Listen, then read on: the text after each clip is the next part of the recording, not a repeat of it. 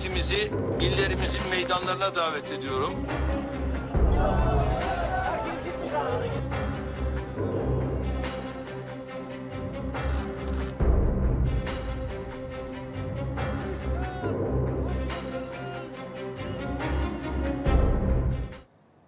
Welcome to this special edition of the Newsmakers. 1 year ago, members of Turkey's military tried and failed to oust the government of President Recep Tayyip Erdogan. You can see on that bridge. Last year, there were tanks and there were guns. Tonight, there's the president, the first lady, people holding placards, images of the fallen and waving flags in a commemoration and a celebration 1 year on. In the end, the heroes were not soldiers or politicians, but ordinary people who took to the streets and decided to defend their democracy. In a few moments, we'll be going back to July 15 Martyrs Bridge to continue to give you that live coverage of the president as he walks along the bridge at the same time that the bridge was taken. It was called the Bosphorus Bridge back then, and it was one of the crucial parts of the country that was taken over by those coup forces who failed in the end. It was the epicenter of where the standoff between the army and the people took place, and many people lost their lives there. But first, here's a report by Sandra Gutman.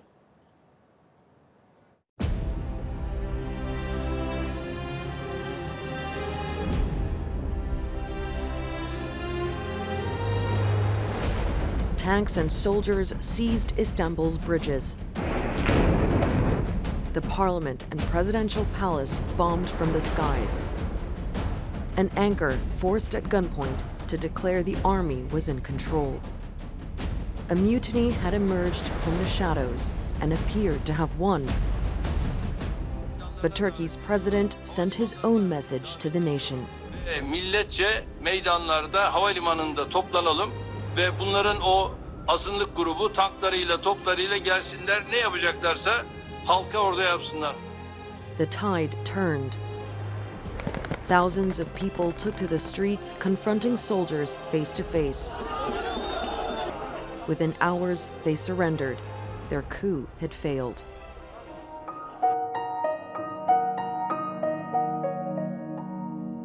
A year on, many in Turkey feel they owe the country's fate to people like Safiye. Ben onlarla konuşmaya gittiğimde tek başımaydım. I was alone when I walked over to have a word with them. I tried to speak to their consciousness as much as I could, but it was for nothing. They started beating me up. When they walked away, they fired towards me from a tank to intimidate me. I was fired up from the moment I heard another lady was injured. That is when I got shot in my right leg, the moment I headed towards her. God gave me an opportunity to tell people my experience. I'm proud of what I lived through because I feel like a victorious survivor.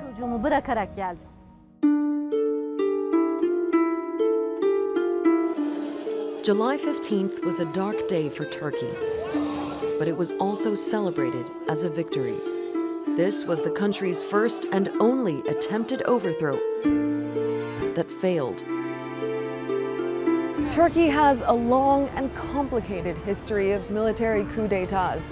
The army overthrew the government and took power 4 times since 1960. The difference this time was that a secretive network led by exiled cleric Fethullah Gulen is thought to have been behind the coup.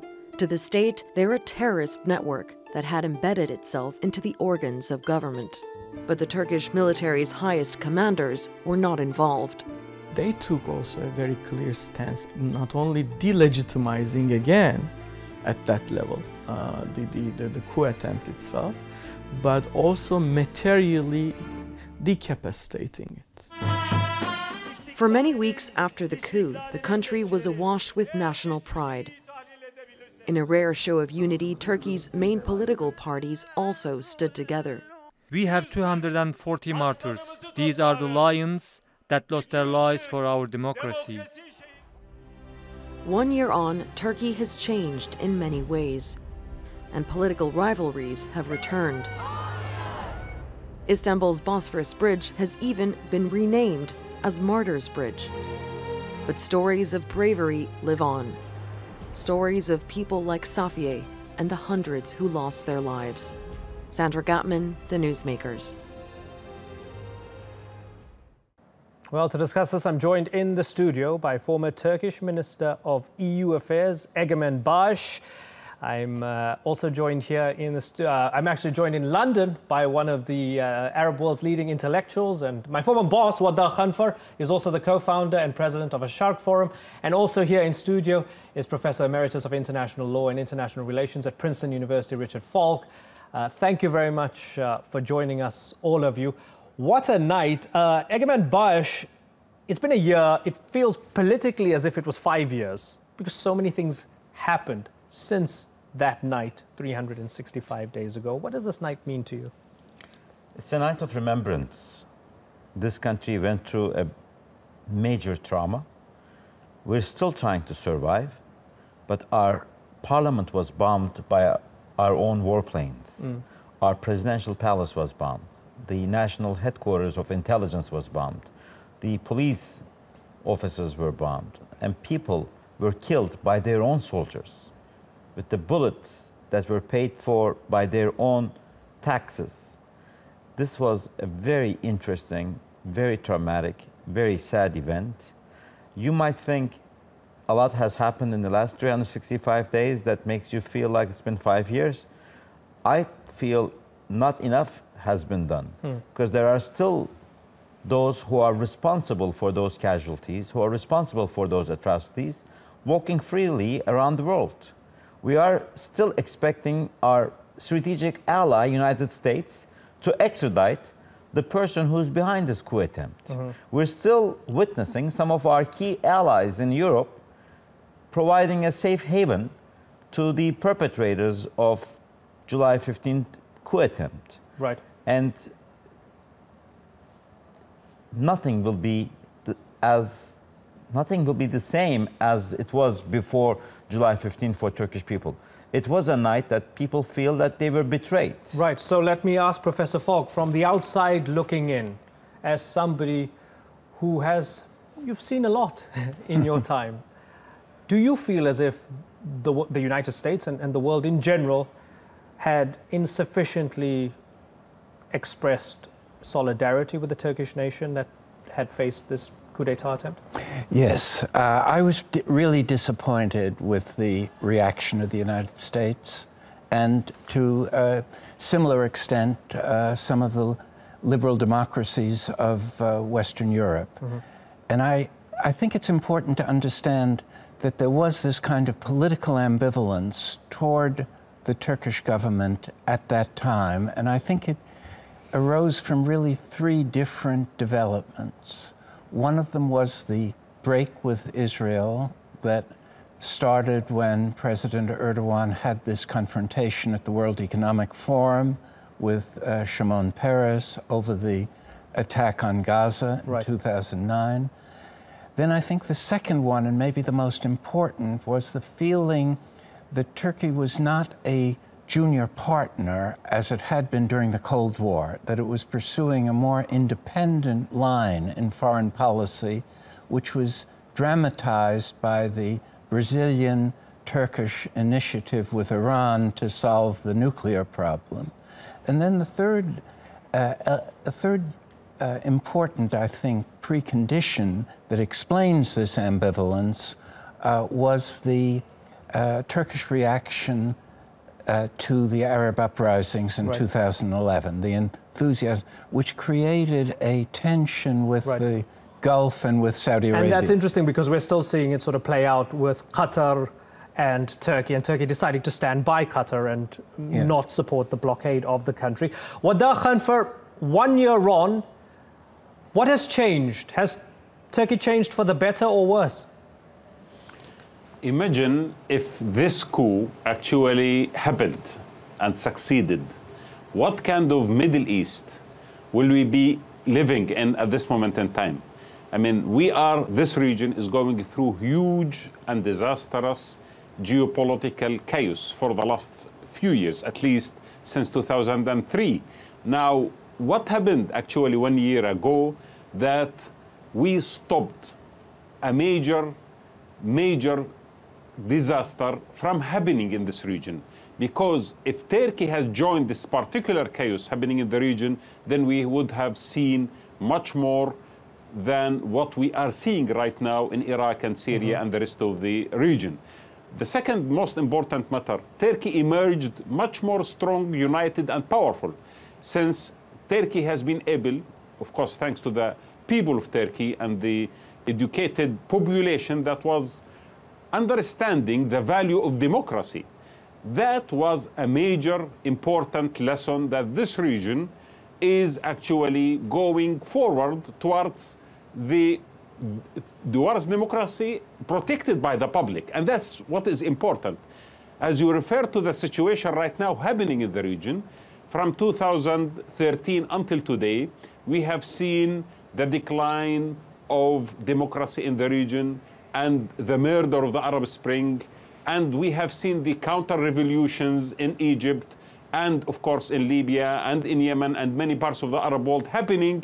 Now, if Turkey has joined that, then this region would have lost totally any hope of peaceful transformation or of any future that could describe to us something rather than violence, terrorism, and chaos. Egemen Bayish, you said that you believe the perpetrators are still walking free. Now, I'm going to extrapolate from that and assume that you mean both Fethullah Gulen, say, being in Pennsylvania, but also that you believe that perhaps the coup plotters or Gulenists are still infiltrated in some parts of Turkish society. Is that what you might mean as well? Well, predominantly, majority of them have escaped and they are living outside of Turkey. But I'm sure there are those who have been successful in hiding their true identity, and they might still be in different parts of the government, in the business community, in the NGOs, in different parts of the society. So that is a possibility. But what is more important is these guys, especially those who are now living abroad, are defaming the good name of this country. They are calling our president a dictator. They are telling that there's no democracy left in Turkey. As we just heard, Turkey is probably the most democratic country in the Middle East right now, and it is a beacon of hope for many other Middle Eastern nations. And with all the difficulties, I mean, you can imagine Turkey is simultaneously trying to deal with the trauma of July 15th and hosting 3 million Syrian refugees who have found a safe haven in Turkey after running away from a bloody dictator in Damascus. In the meantime, we have more than 500,000 Iraqis who have found safe haven in Turkey. And other regions, other countries in the region see Turkey as a hope. And if the coup attempt had been successful, it would have been a nightmare, not only for the Middle East, but for international order. And as a member of NATO, as an aspiring candidate of EU, Turkey expects more solidarity with her allies. Multiple enemies for this country. I mean, if we look at, say, PKK, Daesh, and now the Gulen organization, right? FETÖ. Enemies inside and out. What is the biggest threat, and is it internal or external, Egemen? I think the biggest threat is the challenge, both within and outside, to create the division within the country. And that's what they have tried to do for the last 4 years. Since the World Economic Forum episode that Dr. Falk mentioned in Davos, after that 1-minute episode, we went through the Gezi uprising. That was May 2013. And then we had the December 17 and 25 judicial coup attempts in 2013. Then we had the Kobani incidents where they tried to dig holes on the streets throughout the southeast and create a division between the Turks and the Kurds. And then there was a rise in terrorism, the attacks in Urfa, Gaziantep, Ankara train station, Istanbul, Sultanahmet, and the airport, and then eventually Reyna. And on top of that, they tried to create a division between Turkey and one of the aspiring new economic partners, Russia, by taking down the Russian plane, and then the killing of the Russian ambassador, and then this July 15th episode. I mean, Turkey was never left alone, and there's one problem after another. Right. And we have been very lucky and smart in dealing with all these multi-challenges. Undoubtedly, and it's always been a tough geography, has it not, right? But for the last 4 years, it's been tougher. It's been a tough geography and extremely tough. I mean, a lot of Turks even tell me this is even crazy for us these past few years, and we're used to a certain semblance of chaos. Professor Falk, unspeakable things happened on that night. 249 people killed. They bombed the parliament. They bombed the intelligence headquarters. Civilians were executed. For a lot of people on the outside, the failed coup attempt sort of happened in a vacuum, but for the Turkish people, it did not, because there was a runway. There was a history with this movement, and of this movement trying to infiltrate the society. And as Egemen mentioned, what happened in 2013-14 with the judicial coup. But then there's criticism of the state's response after what happened 1 year ago tonight. From your perspective, has the state's response been fair and just? It's a very hard question for somebody outside the country to pass judgment on how a government tries to restore security after the kind of traumatic events that we've heard about, and after the multiple threats to security that Turkey faces. So I feel too many Americans try to judge what other countries do internally under crisis situations. And I would not pass judgment on that as an outsider. What I would say is that ultimately, security depends on establishing a real democratic trust between the people and the state. And that requires real fidelity to the rule of law. And even though it's hard to do that under crisis conditions, the long-term security and well-being of this great country depends on establishing a regime that is trusted by the people, is fair to the people, including its adversaries, and tries to move toward a higher plane of democratic governance. Wadda Khanfar, what is the biggest threat to Turkey on this day in 2017, 1 year after the coup? What would you say is the biggest threat? Of course, the biggest threat always is to be caught within the psychology of a threat that might continue with you. I mean, in my opinion, Turkey should move forward. Turkey should embrace the future, should move way far from the psychology of the coup itself. Now, I do feel that Turkey has really done a great job during the last year of consolidating the situation inside the country. We had a referendum, and now we have a new constitution. And therefore, maybe when you are moving and looking forward, you are building on the trust that the public has put in the new system and the new constitution, and then you move forward to address issues related to the region.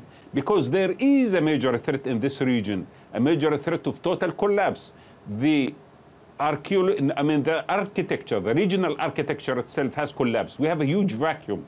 And now we see attempts of restructuring the region done by certain players within the region, while, in my opinion, Turkey and Iran, of course, the major two countries in the region, should be talking to each other, trying to consolidate a new understanding of how to stabilize the region. Because the threat of abandoning a regional understanding and a regional concept of integration, or at least minimizing the risk of further the destruction, is necessary at this moment in time to preserve the interest of both Turkey and Iran and the rest of the region altogether. So we are hoping that Turkey will emerge out of this in order to lead, in order to influence, in order to take its regional position and to move forward with the region to build a new structure that could prevent further escalation of chaos in this part of the world. See, Egemen Bayish, this is fascinating, right? And I know you have to go in a few minutes because we're looking at those live pictures and you're going to the bridge, right? You're going to give a speech. I will be. I'm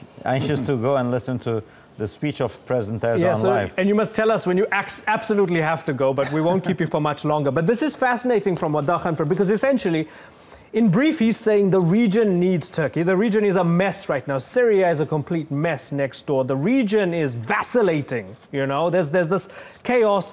Turkey is one of the few stable powers in the region, or one of the few powers that can bring about stability. But then I go back to what I asked you earlier on. How do you do that? How do you do that in a confident way when you're still not sure if your armed forces, your judiciary, your politics are infiltrated by a subversive group that wants to overthrow it? How do you do all of that while you still have such an incredible threat within? Well, because we have to. We have to do it. It's a major responsibility. All those people, billions of people in the world, not only in the Islamic world, but the humanity that feels isolated from the West, sees Turkey as a beacon of hope. And we have a responsibility towards them. We come from that kind of a genetic culture. People of Palestine need Turkey. People of Arakan need Turkey. People in India need Turkey. People in Africa need Turkey. And Turkey is the most eastern part of the West and the most western part of the East. Istanbul is the most European city of Asia and the most Asian city of Europe. And that is what we do best. We build bridges. We have been doing that for centuries between East and West, between energy resources and users, between supply and demand. Since the Silk Road, Turkey has become a very important point of passage for products, services, ideas, cultures, civilizations, and that's what we have to do. We have to rebuild bridges with our neighbors first, with a new, maybe, approach to foreign policy, because we made mistakes in the past as well, vis-a-vis Syria, Egypt, maybe Israel, in the Middle East, and we have to, Turkey has to find a way to be a conduit, to find resolutions among the disputed partners. When you look at the Islamic world today, you see a lot of tragedy. Look at what Saudi Arabia and Qatar are doing to each other, and then Saudi Arabia and Yemen. And then, on the other hand, what we have seen between Iran and Iraq in the past, between Kuwait and Iraq in the past. Even the sufferings because of Daesh, they call themselves so-called an Islamic organization, but they're only killing people of Islamic faith. So this shows there is a huge fitna, a discrepancy, an attempt to divide the whole ummah. And Turkey has to show that what unites us is bigger than what divides us. And we have to work together. No matter what your religion is, no matter what your ethnicity is, no matter what your culture or political views are, we have to find peace because it's the only way to move forward. Before I let you go, I want to ask you about something that I'll ask our other guests later on in the discussion, because I know you have to rush out. The president has referred to July 15 as a moment of rebirth for the nation. Egemen, what does that mean? Well, we have seen coup attempts in other parts of the world, and we have seen uprisings against those coup attempts. But once the tanks were rolling, most of the uprisings were distributed and people went back home. But something else happened in this country. On July 15th, this country was united from left and right, Alawites and Sunnis, leftists and rightists, and women and men, young and old.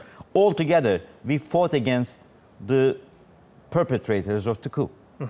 And people found very innovative ways to stop tanks, to stop helicopters, and they did not mind losing their lives. And they, as you mentioned, we have 249 martyrs overnight.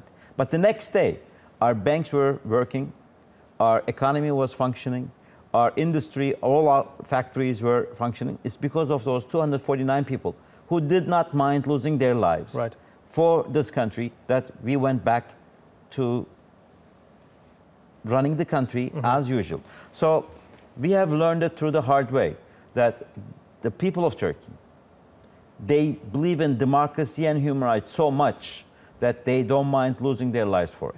So some of the European countries who are criticizing our democracy, who are criticizing our human rights records, who are criticizing the way we deal with minorities, should also remember that every group in Turkey was united, and they are still united behind President Erdogan today to support the stability and democracy of this country. And that's the strength we need to deal with all the multinational and multifaceted problems in the region, despite some challenges within our system. But most of the Gülenists have been cleansed, but those who are enjoying themselves abroad should also know that their day will come. Right. Okay, Egemen, I'm going to let you go, and I'm going to thank you here. You have a great guest, and yes, of I course. look forward to... It's been a pleasure having you on the program. Stay where you are for just a moment, because we're going to be staying with the people responsible for defending Turkish democracy. And Egemen, you can leave in just a second. But we've got the story of Yusuf Çiftçi. You've got to watch this. Egemen spoke about those people who threw their bodies in front of tanks, found innovative ways of stopping tanks and helicopters and soldiers. Listen to Yusuf's first-hand account of being shot and injured 1 year ago.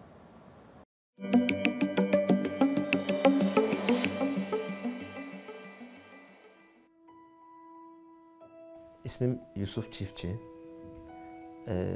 Türkiye'nin orta bölgesi olan Kayseri şehrinden 2 çocuk babasıyım, evliyim.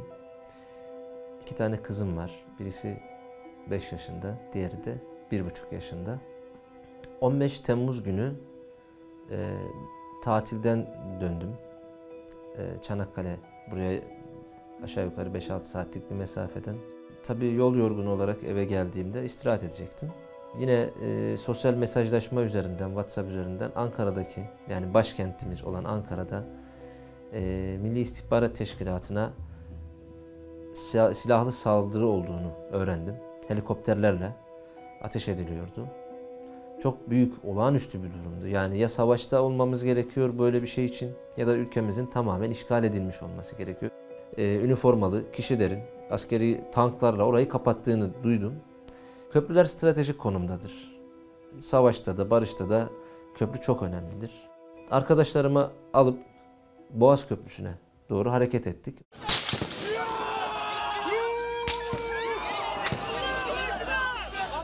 Biz de o üniformalı kişilerle görüşmek için yaptıklarının yanlış olduğunu anlatmak, onları belki ikna edebiliriz. Ülkemizin istikbali için, çocuklarımızın istikbali için onlarla konuşuruz ümidiyle onlara doğru gitmeye devam ettik. Ellerimizde Türk bayrağı vardı. Biz onların üzerine doğru, onlara doğru yürümeye devam ederken sivil halk birden onlar bize ateş etmeye başladılar. Etrafımda insanlar kan revan içinde yere düşmeye başladı.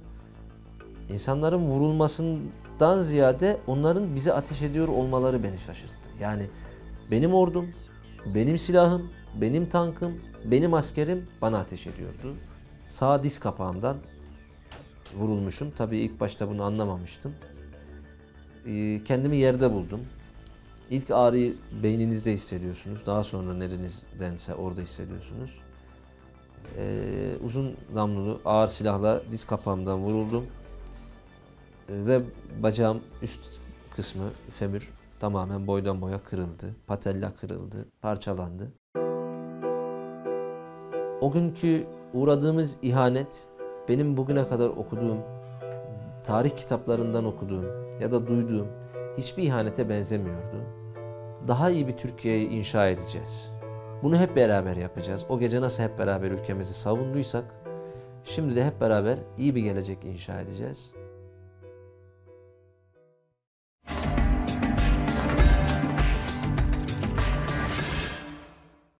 İç ve dış düşmanların tuzaklarını kendi başlarına mahkus eyle Allah'ım. You're looking at live pictures of Turkish President Recep Tayyip Erdogan at the July 15 Martyrs Bridge in Istanbul. Extraordinary scenes. There's a dua currently being recited by an imam, a prayer for those who gave their lives, 249 people during that night. The bridge was the epicenter where the fighting took place during last year's failed coup attempt. Erdogan says the failed coup led to a rebirth of his nation. And in fact, as the sun rose over Turkey the day after the attempted putsch, members of all political factions, as Egemen mentioned, came together to condemn the assault and call on a new era of democracy. Since then, thousands have been detained, as was mentioned, as suspected coup plotters, and thousands more have marched against the government as recently as last week. So, is the country more united following the coup? Well, we'll ask that question to our guests in a moment, but first, this report by Natalie Pohonen. 15 Temmuz gecesinde canlarını milletin hukuku için siper eden, dillerinde tekbir. Just weeks after the coup attempt, people from all corners of Turkey came together in Istanbul to rally for those who were killed in the coup attempt and for democracy. In a rare show of political unity, the leaders of the ruling AK Party and opposition CHP and MHP shared the stage and a similar message. July 15 has opened the doors of reconciliation and consensus. As of that date, we have a brand new country, we have a brand new Turkey. Our similarities are more than our differences. We have the duty to have ownership of this heritage of our martyrs. We need to protect our country in a determined manner. We shall not be polarized. My noble nation, rest assured that we will be united, stay united, and altogether we will become Turkey. The leaders of the predominantly pro-Kurdish party, the HDP, were not invited, but they had also denounced the coup attempt.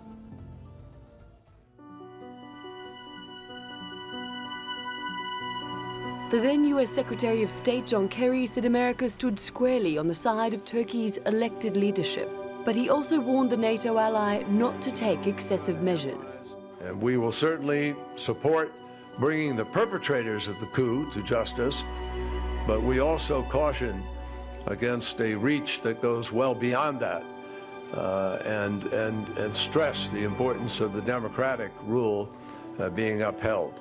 A sentiment echoed by the EU. Our first concern in this moment is to try and facilitate or push, as you said, for a situation that is in this moment particularly worrying, to go back to normal and to order and to peace and to respect of rule of law, human rights and fundamental freedoms as soon as possible. About a month later, Turkey reached out to the US to extradite the man it believed responsible for the coup attempt, businessman and cleric Fethullah Gulen, from his home in Pennsylvania. The US said it had not been given evidence to meet the standards for extradition. We have no interest whatsoever in protecting anyone who has done harm to an ally. None. But we need to meet the legal standard requirement under our law. US authorities say they still haven't been given enough evidence. The aftermath of the failed coup has also strained one of Turkey's major relationships. Almost 6 months afterwards, German Chancellor Angela Merkel visited Ankara. She expressed concerns about the sacking and suspension of people since July 15 and press freedom under the state of emergency. Also ich habe von meiner Seite aus darauf hingewiesen, dass natürlich gerade in einer solchen Phase des tiefgreifenden politischen Umbruchs alles getan werden muss, um eben die Gewaltenteilung und vor allen Dingen auch die Meinungsfreiheit, die Vielfalt der Gesellschaft weiter gewahrt sein muss. Turkey had expressed its own concerns about Berlin's non-response to extradition requests for people allegedly involved in the coup. Sometimes we are hearing complaints regarding the practices. There may be mistakes when we deal with such a big incident in which hundreds of thousands of people are involved, but it is absolutely not deliberate. Turkey is a state of law. We will not act out of revenge.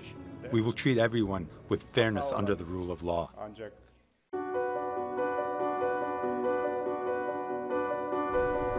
The political unity on display in Turkey after July 15 was fractured when the AK Party and MHP backed the referendum to change the nation from a parliamentary to a presidential republic. They argued a presidential system would bring stability and security to help prevent future coup attempts, while they rallied behind the yes vote, saying it would strengthen Turkey's democracy. the CHP and HDP campaigned for no. The yes vote won by a narrow margin, but there was now a sharp political divide, and people took to the streets to voice their opposition to the result. The latest sign of the country's political discord has been the CHP's long march from Ankara to Istanbul, attracting people across the political spectrum. Every day, Turkey is entering deeper into a dark period. We have serious losses in this democracy. Because of this, all of us have to fight together. The party says the state's response to the coup, mass sackings and detentions under the state of emergency, have gone too far. But the president, Recep Tayyip Erdogan, called it a march for terrorists and their supporters. Şimdi bize şunu söylüyor. O hali ne zaman kaldıracaksınız?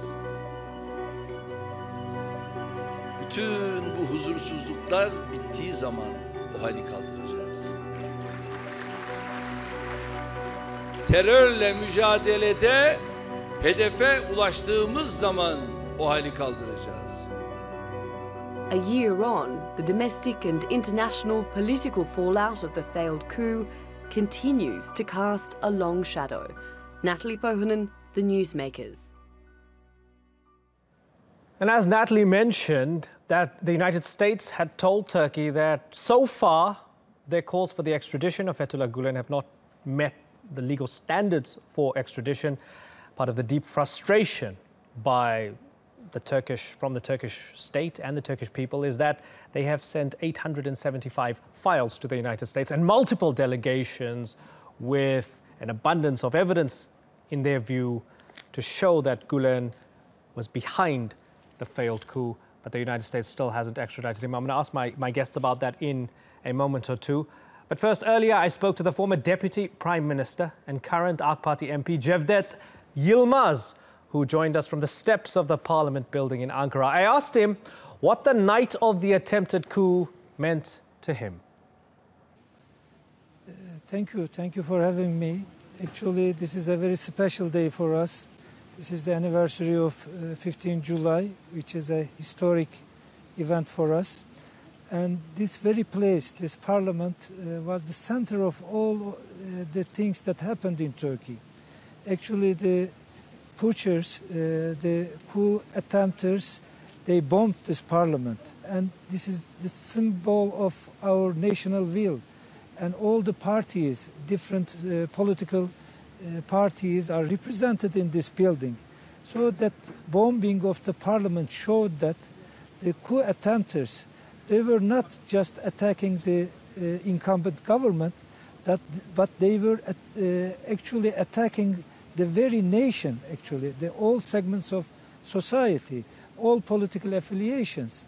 They were trying to actually demoralize the whole society by bombing this very symbolic building.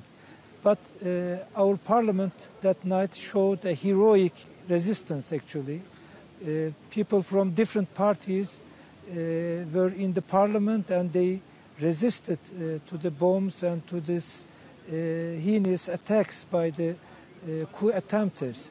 And that night was historic not only for Turkey but also for this parliament. And this is a veteran parliament now. In our independence war, this parliament was leading the world against the foreign enemies. But in that specific occasion, it became again a second time a veteran parliament, this time leading our democratic resistance to the coup attempters, to the FETÖ terrorist organization. As you mentioned, there was tremendous unity across the political spectrum that night and in the days and weeks afterwards. We saw the entire country come together, whether people supported the AKP or not. They were all against the coup plotters and they were all united as a nation.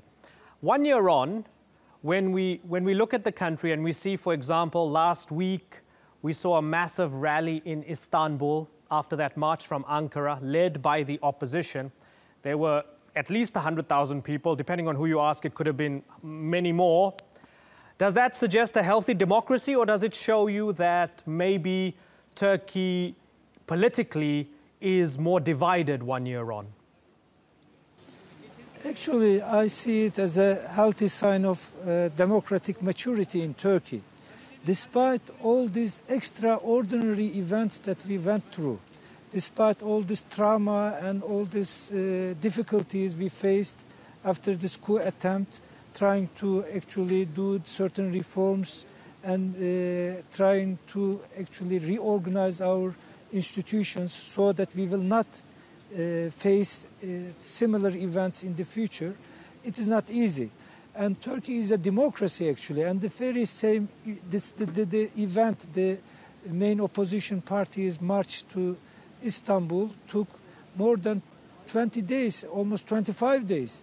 But during all this march, the government actually took all necessary measures to provide safety to them, to actually eliminate some provocative events. And that was successful. Actually, I congratulate our security forces and all those contributing to the safety of this march. And that showed actually that even the most actually strong criticisms and oppositions in Turkey are somehow tolerated. What is not tolerable in our circumstance and in all democratic nations is terrorism, acts of violence. Otherwise, Turkey is open to all kinds of oppositions actually. And we went through very important lively discussions in recent referenda as well. I mean, in the 16th of April, different parties supported different ideas, and we have actually see a yes vote with a small margin. And that shows that some international actually perceptions that there is, lack of democracy or plurality in Turkey is not founded actually. It is unfounded. Turkey is going through difficult times, but despite these difficult conditions, we value democracy very much because the whole meaning of 15th of July was defending democracy, defending elected parliament and government against anti-democratic forces, terrorist organizations. So we may have our differences among different parties. In every democracy you see discussions, debates, and sometimes very harsh criticisms among political factions. But what is important is to unite against anti-democratic and anti-political forces. And Turkey, in that sense, showed a very important progress.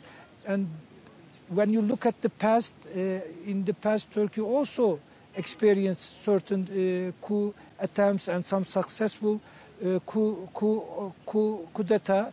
But in historic events, we couldn't have this unity between different parties and different sections of society. This time around, Turkey has shown this maturity, and I believe this maturity will strengthen our democratic perspective in the future.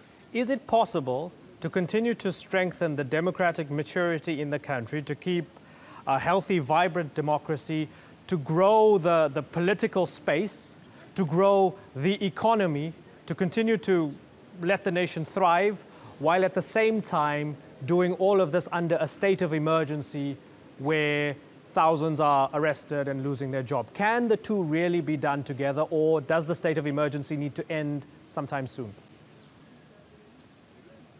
Of course, state of emergency, as its name implies, is an emergency situation.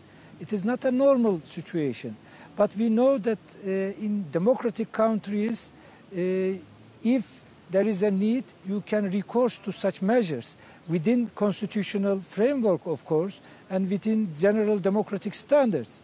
So state of emergency is not against democracy or against rule of law.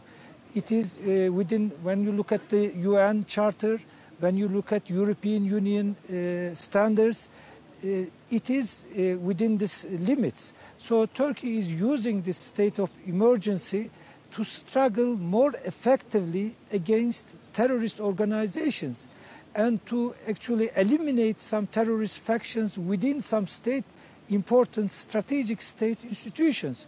So this is a must for Turkey, not an option.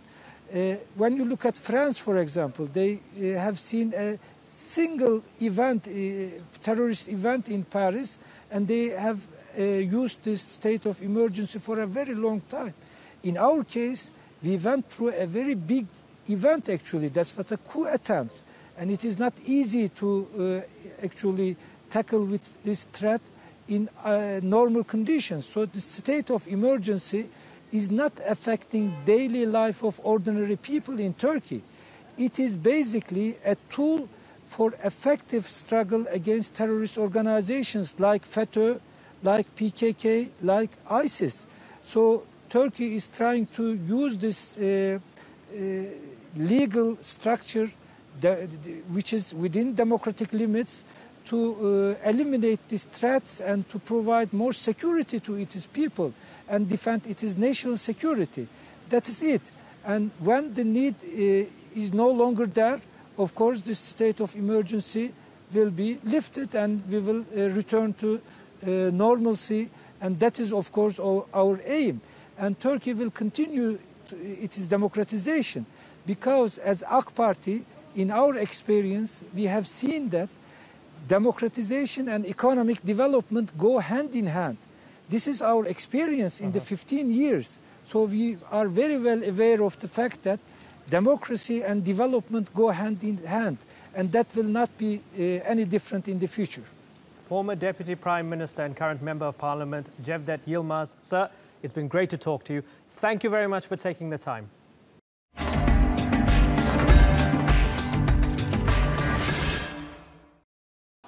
You're looking at live images from Istanbul. It's July 15, Martyrs Bridge. It's not too far away from where we are in studio here. President Erdogan is attending as the names and the images come up of those who gave their lives, 249 of them on that fateful night 1 year ago. Look at those aerial images of the bridge and the city, and very poetically straddling both Europe and Asia, as tens of thousands, I'm not good at counting crowds, but at least tens of thousands are out there on the streets, remembering the fallen, commemorating that event when the people overturned an attempt to overturn their democracy. There's an element of celebration, but there's also a somber poignancy as they remember those who lost their lives. The president will be speaking a little bit later on. We just heard from the Prime Minister, Binali Yildirim. People are out on the streets and the squares and the bridges tonight as they remember the fallen 1 year ago.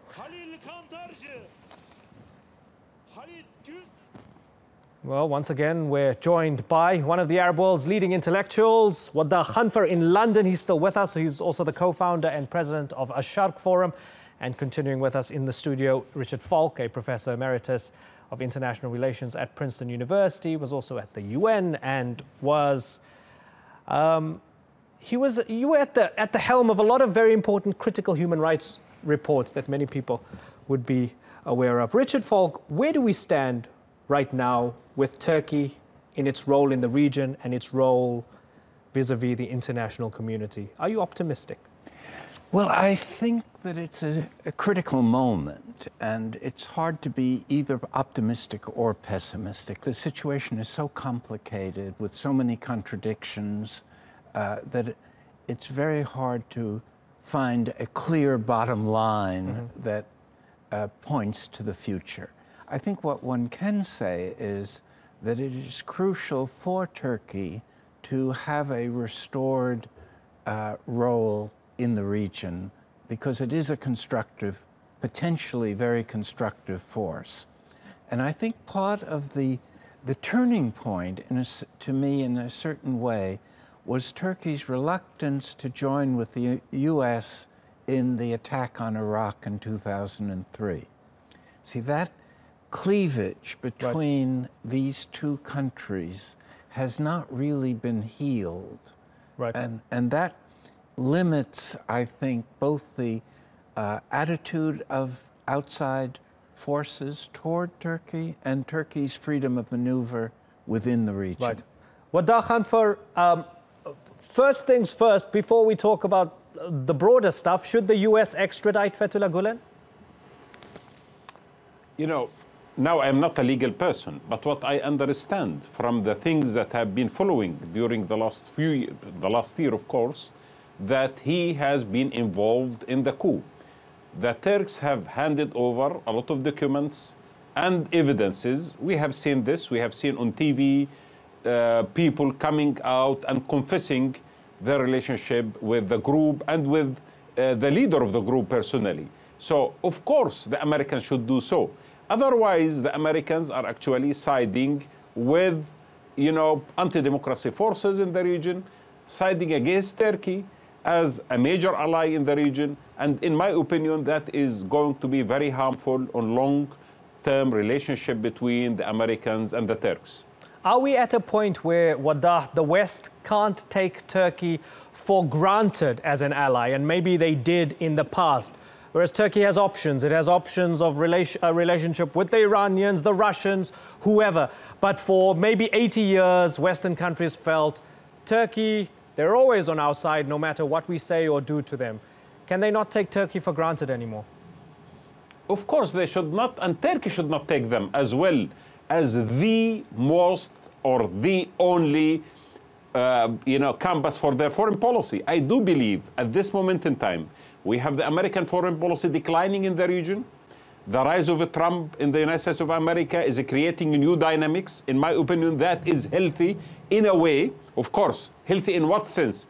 That the allies of the United States should realize that without them establishing a center of gravity in the region by the hands of the people of the region and for the interest of the people of the region, they should not rely on the Americans, because the foreign policy of the Americans at this moment in time, and previously actually, has never been reliable and has never actually served the interest of the region. The second thing, the Europeans as well are going through a huge crisis, and they have not been consistent in the way that they are dealing with the Middle East and with Turkey. Therefore, yes, I would argue that the time has come that Turkey and other players in the region should start thinking about the region regardless of what the Americans and the Europeans would like the region to look like. We have been for 100 years, 1917 up to now, 100 years. We have been, in a way or another, revolving around the Western interest in our countries rather than defining our interest by our own. This is why, yes, I advocate that Turkey, Iran, and major other parties in the region should sit together and start thinking of the future, not necessarily because they agree on everything, not necessarily because Turkey and Iran would have the same view on Syria and Iraq, but because without having mechanisms of conflict resolution based in the region and also tuned to the interest of the people of the region, we will continue to bleed and to lose and to have hopes in parties, foreign powers that will never serve us, will lead us to further destruction and chaos. Yeah. Are we entering a multipolar world that will see the stronger emergence of the likes of Turkey? Big questions ahead. Richard Falk, you're looking at these pictures, you see these people in the squares commemorating this day a year ago. There's we're talking geopolitics, there's also a question of spirit. So the president has spoken of this being a rebirth. For Turkish people, this is a kind of, it's 15th of July, but it's a kind of 4th of July moment, almost a second Independence Day. Tell me how important that is and if you think it's useful. Well, I think it is an extraordinary moment, as you say, and I think the spirit of unity, as far as explaining the attempted coup is concerned, has endured over this year, despite the dissent on other issues. I mean, the four parties today spoke in a one voice as far as who was responsible for the coup and the need to maintain that unity in relation to restoring a kind of normalcy. There's big disagreements under that point of consensus. But as the AKP MP said, that's a sign of healthy democracy. I mean, some would disagree, but Is it a sign of healthy democracy? Well, of course, it's a sign of healthy democracy to allow disagreement. It's not a sign of healthy democracy if there is repression mixed in with that disagreement. Right. And I think the perception has been that Turkey has overreacted. Okay. And that gives rise to this justice movement. Right. And it's interesting, I mean, they marched all the way from Ankara.